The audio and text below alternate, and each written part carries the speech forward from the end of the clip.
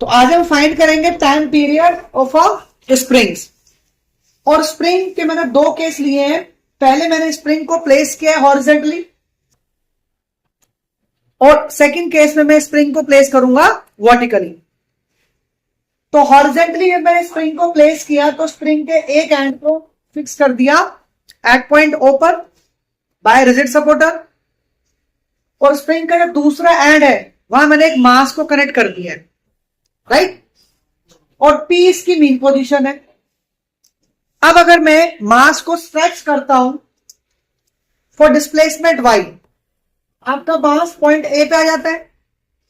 अब अगर ए पर इस मास को फ्री करोगे तो मास आपका अपनी पोजीशन को रिस्टोर करेगा, यानी वो पी पॉइंट पर आएगा, right. And the spring start oscillating, right. तो स्प्रिंग का जो मोशन है वो कैसा हो जाएगा? Simple harmonically. P mean position है, मीन पोजीशन के अबाउट राइट और लेफ्ट में स्प्रिंग आपका मूव करेगा, टू एंड फ्रो मोशन होगा। मोशन कैसी होगी? Simple harmonically. तो एसएचएम के अकॉर्डिंगली हमें पता है कि एफ प्रोपोर्शनल टू वाई, और we can write F is equal to minus के वाई।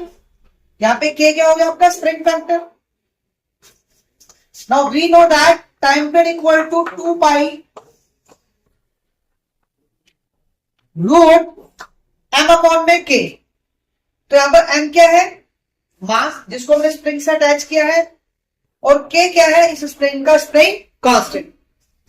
तो जो हमारे पास एसएचएम का स्टैंडर्ड फॉर्मूला है to calculate the time period, वही फॉर्मूला हम यूज करेंगे to calculate the time period of a spring, जिसको हमने हॉरिजेंटली एक मास से कनेक्ट किया है। तो फॉर्मूला क्या होगा? 2 pi root of M upon K. तो ये हमारे पास केस है हॉरिजेंटल स्प्रिंग का, राइट। इसके बाद हम नेक्स्ट केस करेंगे वर्टिकल स्प्रिंग का। अब हमने स्प्रिंग को हैंग किया है वर्टिकली। ये स्प्रिंग का फर्स्ट पोजीशन है। ओ पॉइंट पर स्प्रिंग का वन एंड हमने कनेक्ट कर दिया है। स्प्रिंग के दूसरे एंड पर हमने एक मास को कनेक्ट किया है, पॉइंट पी लेके चल रहे। अब अगर हम स्प्रिंग को स्ट्रेच करते हैं फॉर डिस्प्लेसमेंट एल, तो आपका मास कहां पे आ जाएगा? पॉइंट क्यू पर। क्यू पर अगर आप स्प्रिंग को फ्री करोगे तो स्प्रिंग आपका पी पर दोबारा आएगा bye means of a force. उस फोर्स की वैल्यू क्या है आपकी? F1। और मेन पोजीशन के अकॉर्डिंगली आपका जो स्प्रिंग है वो कैसे ऑसिलेट करेगा?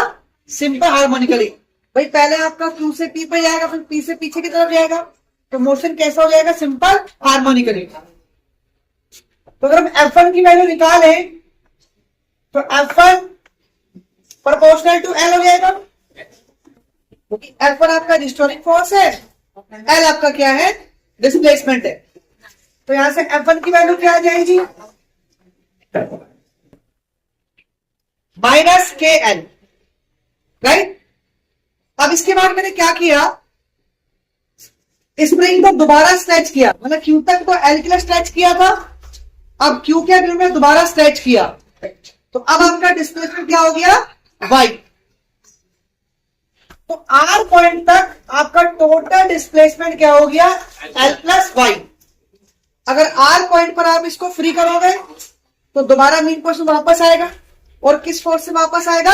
F2। तो F2 की वैल्यू क्या हो जाएगी? माइनस के एल प्लस वाई। ये आपकी इक्वेशन सेकंड। अब अगर मैं इस स्प्रिंग के केस में इफेक्टिव रिस्टोरिंग फोर्स निकालू, पहले केस में F1 था, दूसरे केस में क्या है?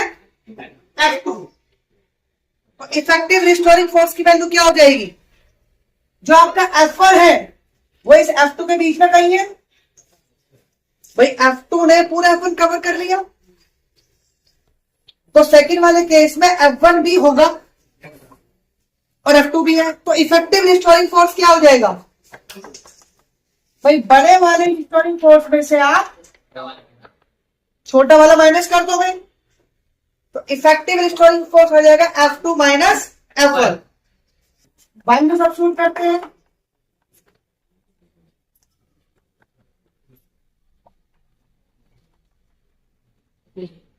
तो यहां से F की वैल्यू क्या आ गई, -ky। That is similar to standard equation of SHM, F is equal to -ky। यानी आपके पास स्प्रिंग फैक्टर की वैल्यू क्या आ गई, K। ये आपके पास हो गया स्प्रिंग फैक्टर। तो अगर आप टेम्परेचर कैलकुलेट करते हो